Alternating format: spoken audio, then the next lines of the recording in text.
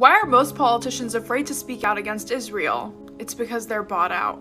Let's talk about it. Through political lobbying with an organization known as AIPAC, American Israeli Public Affairs Committee, they are able to buy out politicians on both Democrat and Republican sides. The only purpose that AIPAC serves in government is to push pro-Israeli policies. This is a list of just the senators that get paid out by AIPAC, and we're talking about millions per candidate. Not only do they buy out politicians on a bi-yearly basis in both the midterms and the general elections, they also spend millions of dollars against candidates who are progressive and can potentially go against their agenda. For example, in the last election cycle, they spent a whopping $28.5 million just against the progressive candidates who were trying to speak out for Palestinian rights and/or criticize Israel. Through lobbying and access to money, Israel is now literally controlling most politicians and our political election outcomes. This is how Israel stops progressive candidates from advancing. Every single election cycle, the Israeli lobby group, otherwise known as AIPAC, funnels thousands of dollars into federal campaigns for politicians. But in the last election cycle, they ended up spending way more money than they've